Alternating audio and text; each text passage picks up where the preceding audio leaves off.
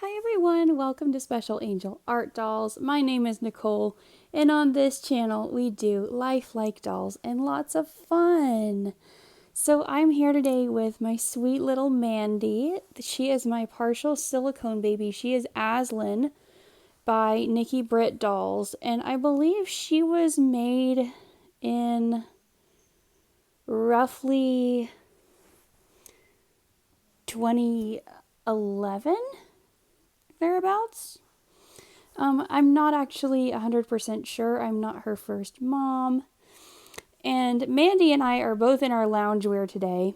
And I have a really, really cool topic to share with you guys.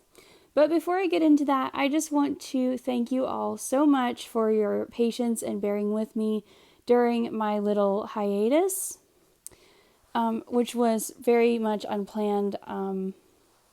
I'm struggling with some things to do with mental health right now. And, you know, when that's the case, it is really, really important to take care of your health. It's as important to take care of your mental health as it is to take care of your physical health. So that's what I've been trying to do. So Miss Mandy is, I'm actually going to turn her around. She's very floppy. So that you can see her little outfit that she's wearing. This is a little Minnie Mouse sleeper with roses. And I adopted this sweet girl from Auntie Lulu over at Strawberry Moon Reborns. She is no longer making videos, at least for now. But she sent home this outfit with little Miss Mandy. So the topic that I'm going to talk to you about today actually has to do with the reason that I took my break. And that is the way dolls can be helpful with mental health. And I'm going to tell you guys 5 ways, ranked by importance from least to most important to me, that my dolls help me handle challenges to do with mental health.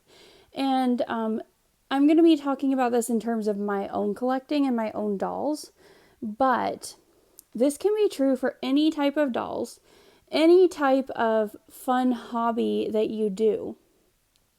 And so in the comments below, if you have struggles in this regard, and if you feel comfortable sharing, I would love to hear how your own doll collection helps you handle and improve your mental health. And that's whether you collect these incredibly lifelike reborn or silicone dolls, or other types of lifelike dolls, or 18-inch dolls, or ball-jointed dolls, or OB11 dolls, or Blythe dolls, or any kind of dolls that you can think of. I would love to hear about it. Or plushies, whatever. I would love to hear about it. So, without further ado, let's get into it, because you're going to see lots of babies all in this one video. So let's get started. Okay, number 5, sensory experience. So this is the thing that everyone talks about when they talk about using dolls for anything therapeutic.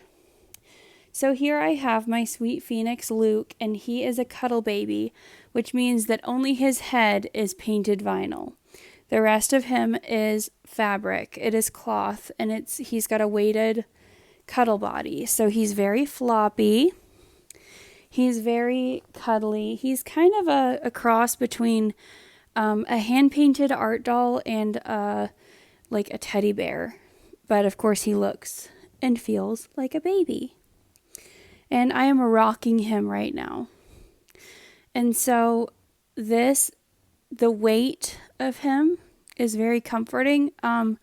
Holding something weighted can help you to regulate your emotions and your nervous system when you are dysregulated. This has been proved scientifically many times over, and cuddle babies function in much the same way, but any weighted therapy doll can function this way. And so that is one way that the sensory aspect benefits me. Also, he is wearing something very soft and velvety to the touch. So I can increase that with clothing with textures that I like. I can add scent if I want to with something like a cologne or a scent that is specifically meant for dolls. Or, some dolls, such as many of the Paradise Gallery's babies, come scented with a soft, sweet baby powder fragrance. And sometimes that's really nice, and sometimes it's a little bit overwhelming.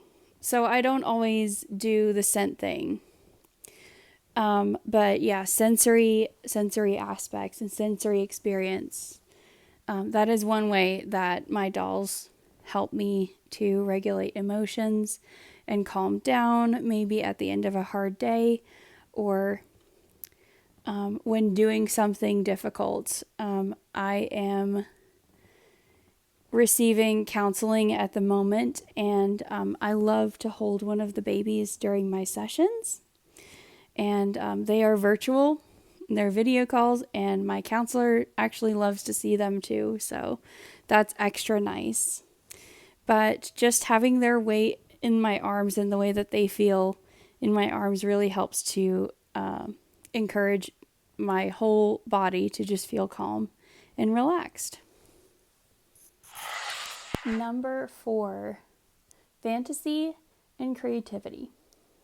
So you are looking at my beautiful little elf baby Arwen. She is the Clara kit by Shauna Clymer, and she is about 22 inches in length. And next to her on either side are her precious little hobbit siblings, Frodo and Elanor. And Arwen definitely, looks like she's asleep. And she might be. And even though she is the biggest in the group, she is actually the youngest, and those two on either side of her are actually older than she is, but they're being very sweet even though they're awake and lively and ready to play, and they're cuddling their sister while she dreams away. So I know it looks like she's taking care of them, but they're actually taking care of her. So all 3 of these babies are Middle-earth inspired. They are inspired by the Legendarium of J.R.R. Tolkien, and I love them so much, and they are so much fun.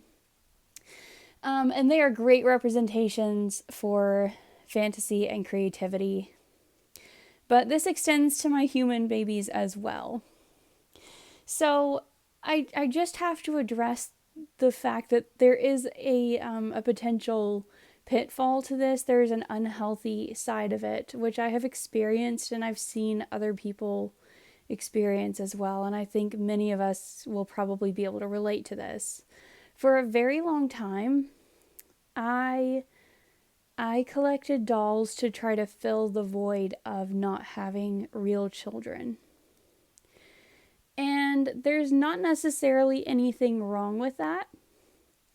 But since I've kind of moved away from that toward, for me, what is a more healthy place of collecting dolls because I like them and because they appeal to my creative side, I have found that I enjoy them more and I imagine more with them and about them in a way that is more fulfilling to me. Because what happened when I was trying to fill that void with these dolls is that, I would try to replicate realism as much as possible. Not necessarily like treating them as if they were real 24/7. I never did that. But just, always looking for the next most realistic thing. Whether that was a doll or an accessory for them or a new type of doll, a new sort of experience with them, just anything to up the realism. And inevitably, I would run into a wall. And then I would be really disappointed. And what I found since I have started approaching this from a place of imagination and fantasy and creativity is that I don't have that anymore. There's no wall, there's no disappointment because it's they're characters in my imagination. They're no longer surrogates or substitutes. They are their own characters for their own sake. And so that has been a huge shift. And I find now that I have enjoyed, or that I continue to enjoy my doll collection more than I ever have. And I've loved dolls all my life. But this reminds me of sort of the type of enjoyment that I had in my dolls when I was a child. Except that, I'm coming at it from an adult perspective, and so my imagination and everything is actually richer now than it was when I was a child because my experience is broader. So that is the fantasy and creativity aspect. Number 3, playfulness. So here I have Corwin. He is the Paradise Gallery's Snugglebug doll by Jannie DeLange. And he is sitting here hugging his favorite little toy, which is a little sock doll that I called Buddy. And he's also holding on to his bottle, which he wasn't terribly interested in actually before I started filming this clip. And I still don't know that he's really interested in drinking it, but he's definitely interested in playing with it. And the way that he's playing with it is making me really nervous because he is probably going to end up getting it all over the place. Thank goodness that that's not actually true. He can't. But anyway, playfulness is closely related to fantasy and creativity, but it's a little different too, because playfulness is about letting go and letting yourself have fun.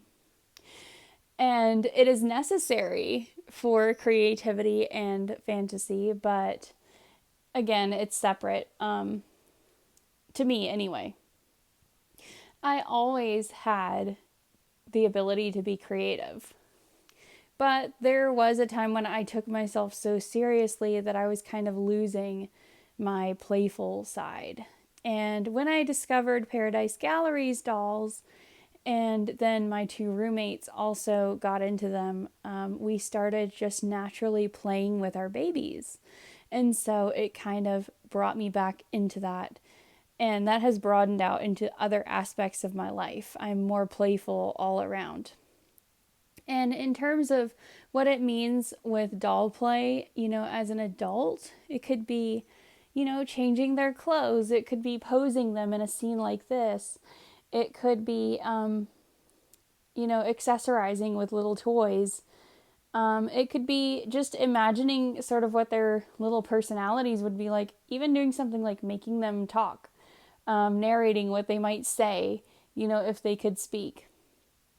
It could be actually taking that bottle, which is full of fake milk, by the way, which will never, it won't go bad, and putting that up to his lips and feeding him. So all of those things could be considered playful. And the ways that people play with their dolls are as varied as dolls and collectors themselves. So that is the playful aspect, and it just lifts my mood no matter what kind of mood I'm in. That kind of playful interaction can lift it. Number 2, mirroring and empathy. So here I have 2 more of my Paradise Gallery's dolls. We have Matilda, who is Crabby Cakes by Ping Lao, and she's holding her little brother Zachary, who is Frog Prince by Pat Moulton. And I don't think either of them seem too thrilled about this situation. Do you? She is so frustrated. And she's like trying to pin his arms because he's flailing his hands around, and I think she's worried that he's going to touch her face because she doesn't like it when the other babies do that. And he just seems kind of worried about the whole situation. Like, Mom, for real? Why did you put me here? So, they're so cute. So mirroring and empathy. So I tell people all the time that for those of us who like dolls, the dolls that we choose are mirrors of something within ourselves. And I really believe this. I have been part of the doll world for quite a few years. I made dolls for quite a few years. I customized Apple Valley dolls for people. And I saw this play out over and over. The dolls that people choose call to them because of something in themselves.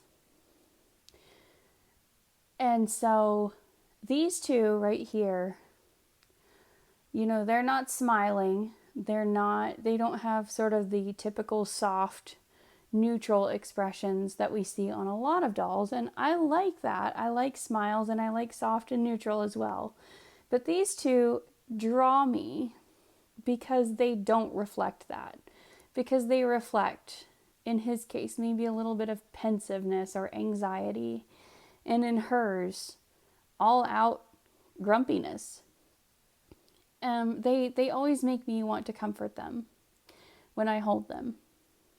And so I had the experience, actually, I mentioned earlier in the video that I am participating in counseling. And so I had to talk through something that still makes me feel some anger when I think about it. And so I held her during that.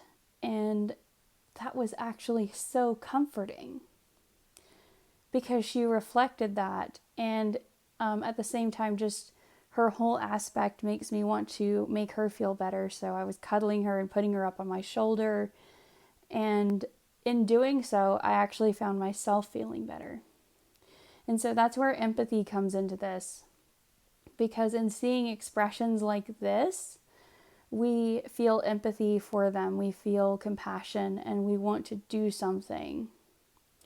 So we hold them and cuddle them in an attempt to sort of comfort them, even though we know that they're not real and we know that we can't actually change anything about them. And we end up comforting ourselves in the same way that when we look at a smiling baby and automatically smile, we are mirroring and empathizing with what we see on their face. Or even in my case, I can't see, but I feel it. If I touch their face, I feel and recognize that expression. And so it still works. Maybe less instantaneously, but it still works. And that is very valuable. And last but not least, number 1, tangible connections. There are so many dolls in my collection that represent this that they wouldn't all fit in one shot. I'm not even sure that they would all fit on my bed. Possibly they would, if I could, if I was careful in how I arrange them. But here are 2 of my Paradise Galleries babies, my precious Lily Pearl and Solace David, snuggled up together so sweetly. And they are representing some very, very special connections because they both represent connections with my wonderful, wonderful roommates who are also among my very closest friends and kind of chosen family. And like I said, there are many other dolls in my collection that could represent this. Some of them are named for dear friends. Some of them just have some meaning connected with them. Mandy, my baby that I showed in the very beginning, she's another one. So are many of my Paradise Galleries babies. So is Phoenix. So are just, many of the babies that I've shown in this video. But by tangible connections, I mean that I tend to, especially with my Paradise Galleries dolls for some reason, I tend to name them for people that I love or in memory of someone that I knew, or there just tends to be a connection there, where I have chosen to remember someone with that doll, and not necessarily someone who's gone from my life, just someone in general, so that when I pick up that baby and hold them, I'm reminded of my very real connection and my very real relationship with that person. And mental health challenges can make you feel alone. They can make you feel isolated and afraid. They can make you feel weak and worthless. And they can feel like they will never get better. But none of those things are true. So if you are watching this because you struggle in some way, they're not true for you either. Even if that's the lie that depression or anxiety or whatever it is telling you right now. And those tangible connections that I choose to commemorate and honor with my dolls are reminders of that every time I touch them. So for me, the benefit there is having something that I can hold and touch, something beautiful and dear that reminds me of those connections. And so with that, I'm wrapping up this video that is all from me for today. I hope you've enjoyed seeing my beautiful variety of babies and hearing about what they represent. And I hope that maybe if you are struggling or you know someone who is, maybe this can be of practical help. So thank you all so much for watching. And until next time, take care, be kind, and God bless. Bye.